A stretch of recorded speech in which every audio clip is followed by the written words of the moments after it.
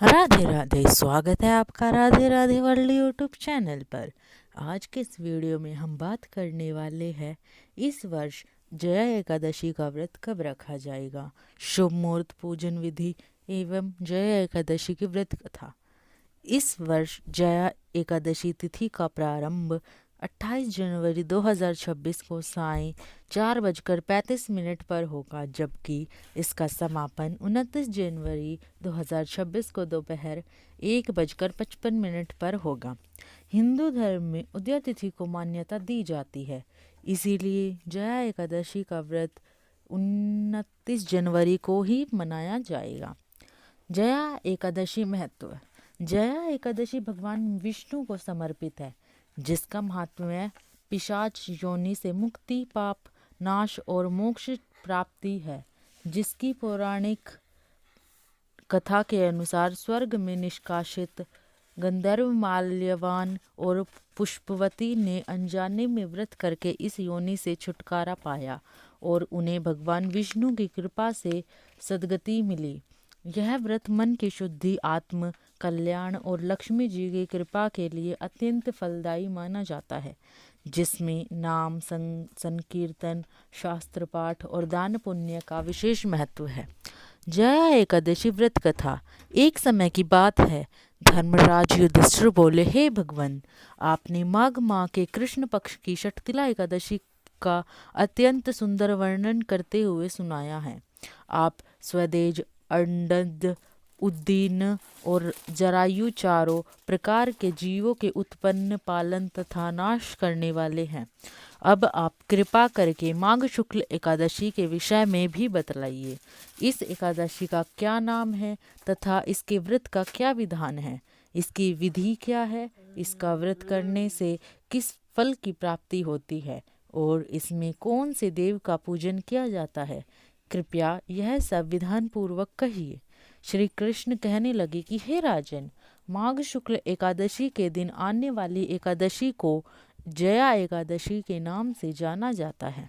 इसका व्रत करने से मनुष्य ब्रह्मा इत्यादि पापों से छुटकार मोक्ष को प्राप्त होता है तथा इसके प्रभाव से भूत पिशाच आदि योनि से मुक्त हो जाता है। इस व्रत को विधि पूर्वक करना चाहिए। अब मैं तुमसे पद्म पुराण में वर्णित इसकी महिमा की एक कथा सुनाता हूँ। देवराज इंद्र स्वर्ग में राज करते थे और अन्य सब देवगण सुखपूर्वक स्वर्ग में रहते थे। एक समय इंद्र अपनी इच्छानुसार नंदनवन में अप्सराओं के साथ विहार कर रहे थे और गंधर्व गान कर रहे थे। उन गंधर्वों में प्रसिद्ध चित्रसेन तथा उसकी स्त्री मालिनी भी उपस्थित थे। साथ ही मालिनी का पुत्र पुष्पवान और उसका पुत्र माल्यवान भी उपस्थित थे। पुष्पवती गंधर्व कन्या माल्यवान को देखकर उस पर मोहित हो गई और माल्यवान पर लावण्य और हाव भाव से माल्यवान को वश में कर लिया। हे राजन, वह पुष्पवती अत्यंत सुंदर थी। अब वे इंद्र की प्रसन्न करने के लिए गान करने लगे, परंतु परस्पर मोहित हो जाने के कारण उनका चित्त भ्रमित हो गया था। इनके ठीक प्रकार न गाने तथा स्वर ताल ठीक नहीं होने से इंद्र इनके प्रेम को समझ गया और उन्होंने इसमें अपना अपमान समझकर उनको श्राप दे दिया। इंद्र ने कहा, हे मूर्खों, तुमने में आज्ञा का उल्लंघन किया है, इसलिए तुम्हारा धिक्कार है। अब तुम दोनों स्त्री पुरुष के रूप में मृत्यु लोक में जाकर पिशाच रूप धारण करो और अपने कर्म का फल भोगो। इंद्र का ऐसा श्राप सुनकर वे अत्यंत दुखी हुए और हिमालय पर्वत पर दुख पूर्वक अपना जीवन व्यतीत करने लगे। इन्हें गंध, रस तथा स्पर्श आदि का कुछ भी ज्ञान नहीं था। वहाँ उनको महान दुख मिल रहे थे। उन्हें लिए भी निद्रा नहीं आती थी।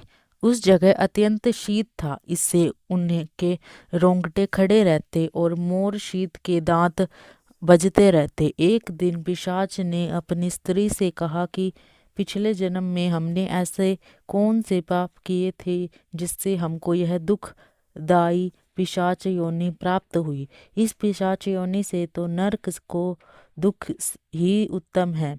अतः हमें अब किसी प्रकार का पाप नहीं करना चाहिए। इस प्रकार विचार करते हुए वे अपने दिन व्यतीत कर रहे थे।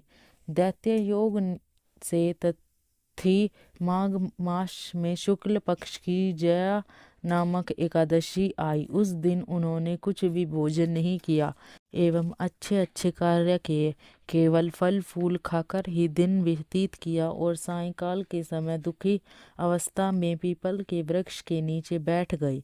उस समय सूर्य भगवान अस्त हो रहे थे। उस रात को अत्यंत ठंड थी, इस कारण वे दोनों शीत के मारे अति दुखित होकर मृतक के समान आपस में चिपटे हुए पड़े रहे। उस रात्रि को उनको निद्रा भी नहीं आई। जया एकादशी के उपवास और रात्रि के जागरण से दूसरे दिन प्रभात होने ही उनकी पिशाच योनि से उन्हें छुटकारा मिला। अत्यंत सुंदर वस्त्राभूषणों से अलंकृत होकर स्वर्गलोक को प्रस्थान किया। उस समय आकाश में देवता उनकी स्तुति करते हुए पुष्प वर्षा करने लगे। स्वर्गलोक में जाकर दोनों ने देवराज इंद्र को प्रणाम किया।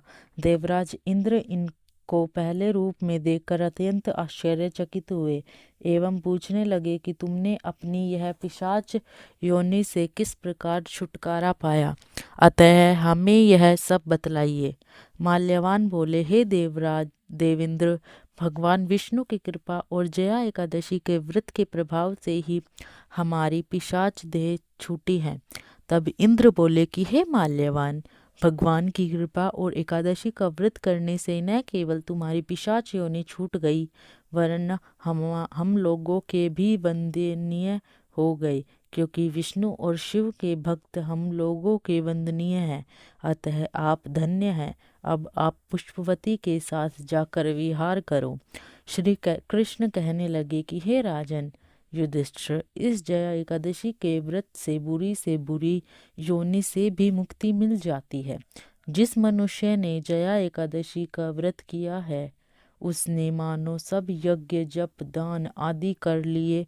जो मनुष्य जया एकादशी का व्रत करते हैं, वे अवश्य ही 1000 वर्ष तक स्वर्ग में वास करते हैं। जय श्री हरि। अगर आपको हमारी यह वीडियो अच्छी लगी हो तो लाइक करें और चैनल को सब्सक्राइब करना न भूलें। साथ ही बेल आइकन को दबाएं और कमेंट में जय श्री हरि लिखना न भूलें।